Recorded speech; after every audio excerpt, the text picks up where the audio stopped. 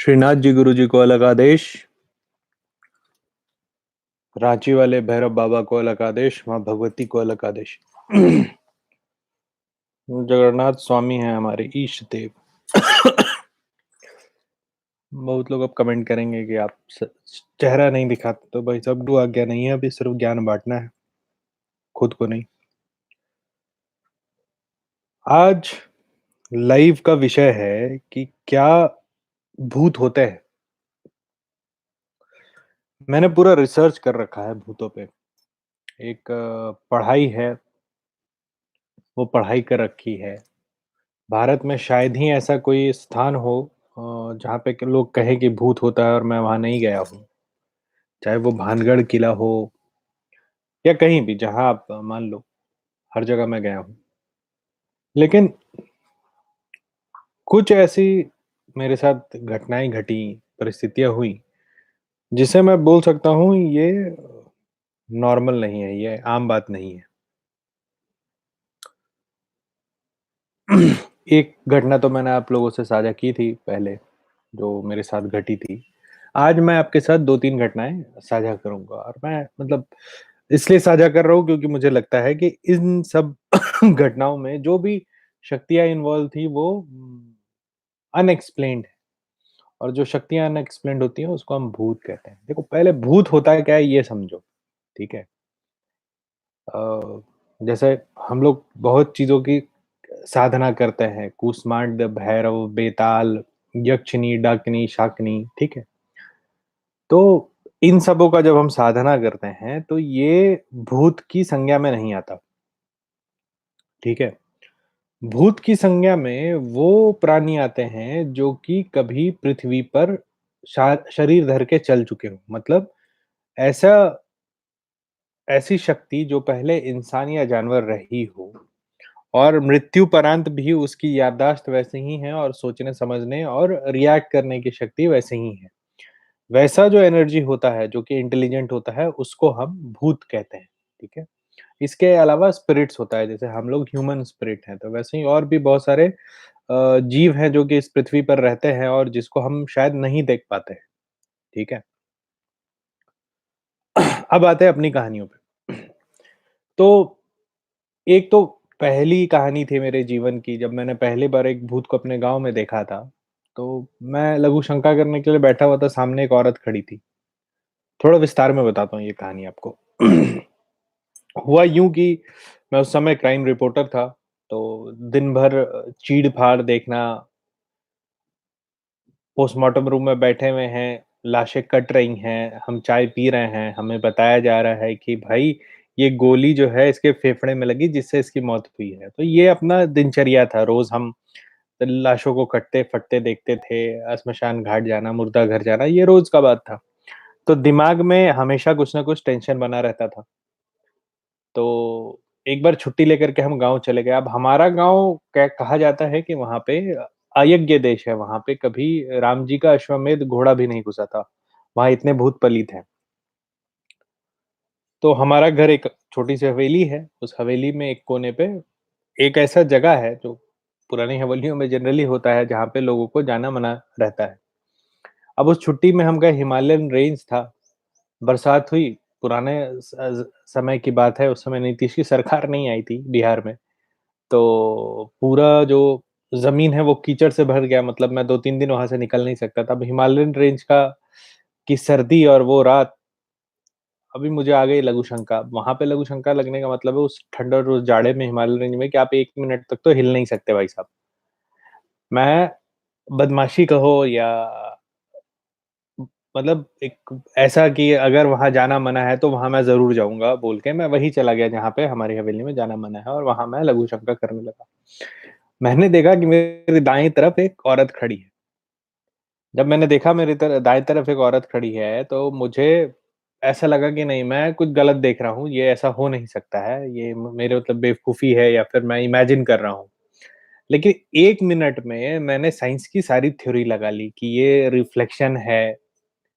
मैं इधर-उधर से लाइट देख रहा हूँ, तो पूरा बादल घेरे हुए हैं, तो कहीं से चाँद की रोशनी नहीं आ सकती। गाँव का माहौल बिजली नहीं, तो फिर ये आखिर रिफ्लेक्शन आ कैसे रहा? आँख मल के देखा, सब कुछ करके देखा, 1 मिनट बैठा रहा, वो औरत खड़ी होके मुस्कुराती रही। मैं वहाँ से भाग गया, भाग के अपने भाई साहब को जगाया, टॉर्च लेके वहाँ गए तो कुछ नहीं। तो ये पहला ऐसा घटना था जो मुझे लगा कि इसमें भूत है। एक बार मेरठ में एक बहुत ही खतरनाक भुताहा घर हम गए, ठीक है? ऐसा वहाँ का मानना है, वो आर्मी वालों का हवेली है और आर्मी वालों का मानना था कि यहाँ पर भूत हैं। लेकिन हम नहीं मानते भाई, तो हम चले गए, 2 मित्र हम लोग गए, 2 मित्र नीचे रुके। तो वो कहने के लिए वो घर था, वो पूरी एक फोर्ट थी। जब अंदर हम घुसे, तो 2 लोगों को नीचे छोड़ा, 2 लोग ऊपर गए। तो एक लंबा-सा हॉल था और उस हॉल में कहीं से पानी गिरने की आवाज़ आ रही थी। अब एक भुताहा बंगला जो कि आज़ादी के बाद से कभी खुला नहीं, उसमें अगर वाटर लीकेज का आवाज़ आए तो किसी को भी एक डर तो लगता है। मैं और मेरे एक मित्र ऊपर चले गए, ऊपर वाले हॉल में। तो एक बड़ा-सा हॉल था जिसमें कि हर तरफ जाने का रास्ता था। ये आर्मी वालों का एक बंगला हुआ करता था जहाँ सेना रुकती थी आज़ाद भारत से पहले। और जब म्यूटिनी हुआ था मंगल पांडे का तो यहाँ पर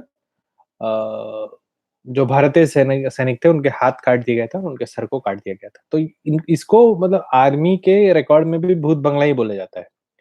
तो हम लोग शेर बन करके घुस गए, उसके बाद हम लोग खोजना शुरू किया।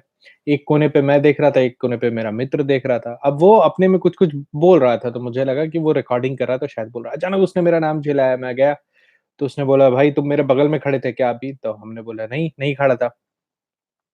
तो बोला, "ऐसा नहीं हो सकता, अभी मेरे कंधे पे कोई हाथ दे करके खड़ा था, मैंने समझा कि तुम ही हाथ दे के खड़े हो, इसीलिए मैं बता रहा था कि पानी यहाँ से सीपेगा।" अभी ये सुन के नीचे वाले दोनों दोस्त जो है वो चढ़ के ऊपर आए, उसमें से एक को किसी ने बहुत ज़ोर से धक्का मारा और ये घटनाएँ रात भर चलती रही। जो हमारा कैमरामैन था, वो कभी हँसता, कभी रोता, मतलब वैसा भुताहा घर हमने आज तक नहीं देखा था। मतलब जो भी एक एनर्जी थी, उसके बाद हमने एक फ़ोटो लिया। उस फ़ोटो में हमने देखा कि एक सर कटा हुआ इंसान वहाँ खड़ा है, जहाँ पे ये सारी गतिविधियाँ चल रही थी, ठीक है? तीसरी बहुत ही विचित्र घटना मेरे साथ हुई थी। बहुत सारे पेशेंट्स मेरे पास आते हैं जो बोलते हैं कि उनको लगता है कि रात में उनको कोई दबाता है, उनको कोई पकड़ लेता है, वो हिल नहीं सकते, उनके मुँह से आवाज़ नहीं आती। तो अपनी किताबों में मैंने पढ़ा था कि ये साइकोलॉजिकल डिसऑर्डर है जिसे स्लीप पैरालिसिस कहते हैं। इसमें होता ये है कि क्योंकि शरीर सुप्तावस्था में रहता है, तो ब्रेन में और आपके शरीर में जो ऑक्सीजन है उसका सप्लाई कम हो जाता है। ये जो सप्लाई कम होता है इसके चलते शरीर मूवमेंट नहीं कर सकता। आप अचानक जगते हो, ब्रेन पूरा जगता नहीं है तो वो हैलुसिनेट करता है कि कोई है और क्योंकि ऑक्सीजन शरीर में कम लिया जाता है उस समय तो आपको लगता है कि कोई आपका गला दबा रहा है। तो एक दिन मेरे साथ ये घटना हो गई।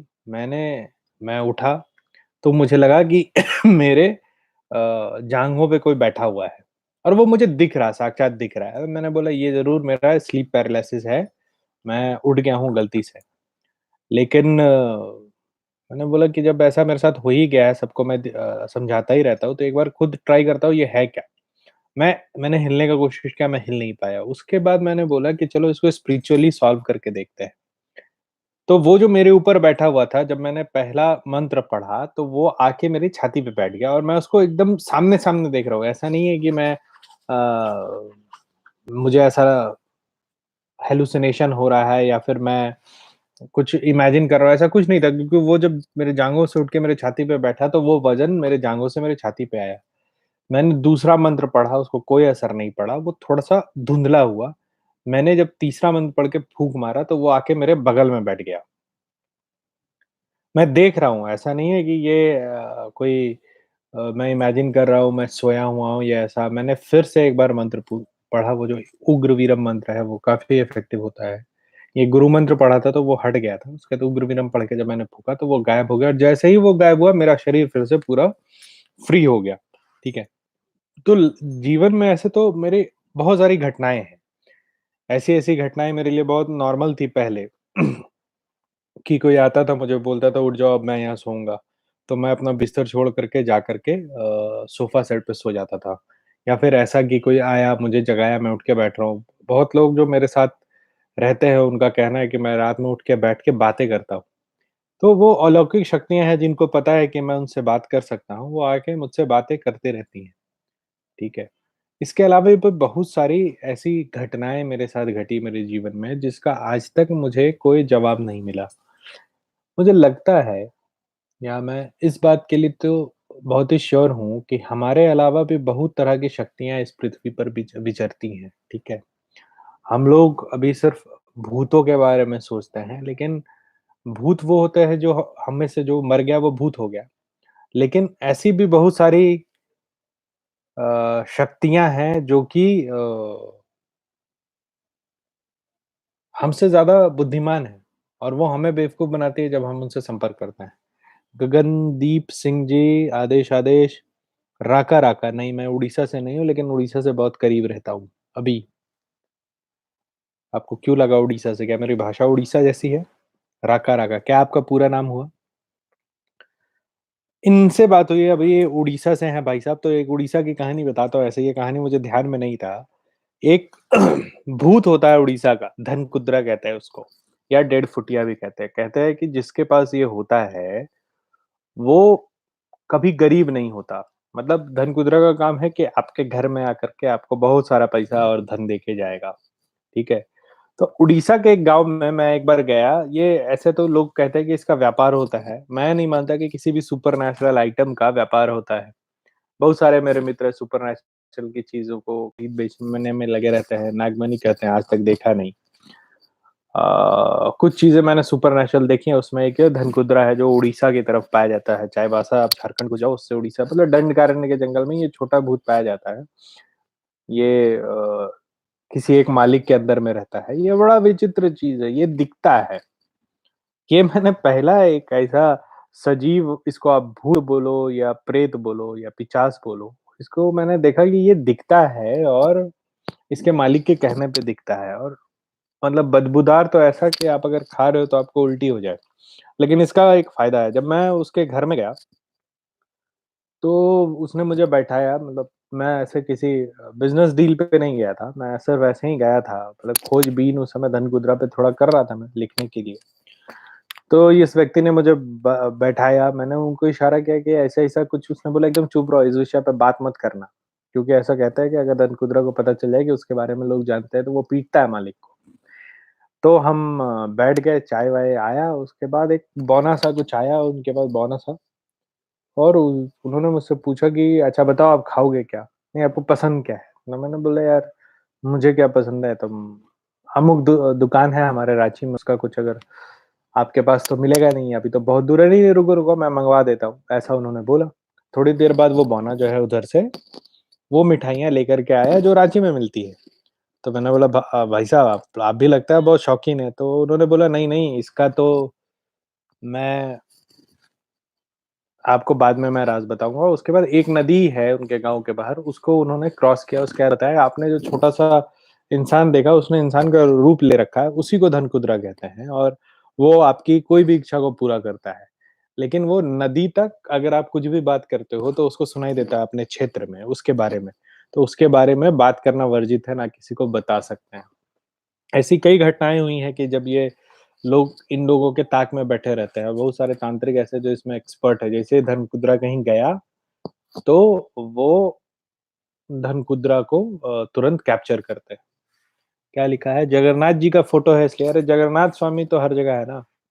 जगन्नाथ जी को हम बहुत मानते हैं और आज तक हमारा कहा कुछ भी जगन्नाथ स्वामी ने खाली नहीं जाने दिया है। तो जगन्नाथ स्वामी को जैसे मैं काली और भैरव को मानता हूँ, जगन्नाथ स्वामी को बहुत मानता हूँ और पूरी हमेशा जाते रहता हूँ। सानिध्य वहाँ के जो मठ है आपका शंकराचार्य जी का उससे भी जुड़ा हूँ। दीपक कुमार जी, जय माता दी, जय माँ काली दीपक जी। आप लोगों की अगर कोई कहानी हो तो आप लोग मुझे बताइए या कोई ऐसा कोई जीव है जिसके बारे में आप जानना चाहते हैं? देखो भूतों का क्या है ना कि बहुत तरीके के भूत होते हैं। जैसे ये धनकुद्रा ये उड़ीसा का मुझे ध्यान में आ गया तो मुझे ये धनकुद्रा की कहानी याद आ गई। ऐसे ही बहुत सारे ऐसे जीव हैं जो लोगों ने रख रखे हैं। इसी में मुझे याद आया मैंने झारखंड में मैं एक जगह गया था लेकिन वो उसको भोग नहीं देते थे वरमानुष बहुत छोटा-सा एक जीव होता है। तो बहुत छोटा-सा वनमानुष एक जीव होता है और वो परिवार के साथ रहता है। जैसे धनकुद्रा 1 या 2 रहेगा, वो पूरा परिवार के साथ रहता है। और उसके घर में उसका जो बेटा था, वो पागल हो चुका था छोटे बच्चे नहीं बच रहे थे घर में। बीवी जो थी उसकी वो मेंटली अनस्टेबल ही थी। तो उसके परिवार वालों ना जबकि ये बहुत ही धनाढ्य परिवार था, इतना कुछ होने के बाद भी इनके पास धन-दौलत की कमी नहीं थी, इसीलिए ये लोग बचे हुए थे। तो फिर वहाँ पर हम गए, उस जगह को कोड़ा तो वहाँ पे कुछ चीज़ें मिली, जो कि ऐसे सुपरनैचुरल डीलर्स तो बोलते हैं करोड़ों का बिकता है, लेकिन हमने फिर उसको स्थापित करके एक स्थान दिया। उनको समझाया कि इसको कैसे पूजा करते हैं और फिर आज के डेट में ये है कि वो लोग सभी बहुत ही कुशल हैं। तो और कोई सवाल अगर किसी का है तो आप लोग बताइए? भूतों का तो मुझसे इतना पाला पड़ा है, जब मैं शुरू-शुरू हवन करने जाता था, तो काफ़ी लोग मेरे साथ जाते थे, अकेला तो मैं नहीं जाता था, 4-5 और शिष्य थे, नाथ भाई थे, ये सारे जाते थे। जैसे ही हवन शुरू करता था, तो हमारे यहाँ एक श्मशान है, जहाँ पे श्मशान के बगल में कब्रिस्तान है बच्चों का। तो जैसे भैरव हवन शुरू होता था, वहाँ पे बच्चों के रोने की आवाज़ें आने लगती थी। तो इस चीज़ को बहुत लोगों ने प्रत्यक्ष किया, तो लोग कहते थे कलवा सिद्ध हो गया, ये हो गया, वो खैर हमें तो भगवती और भैरव के बाद किसी और शक्ति की ज़रूरत नहीं है। ठीक है, अब आज के लिए इतना ही। हम लोग फिर मिलेंगे और फिर बात करेंगे। आप सभी को अभी के लिए अलग आदेश। अलग आदेश।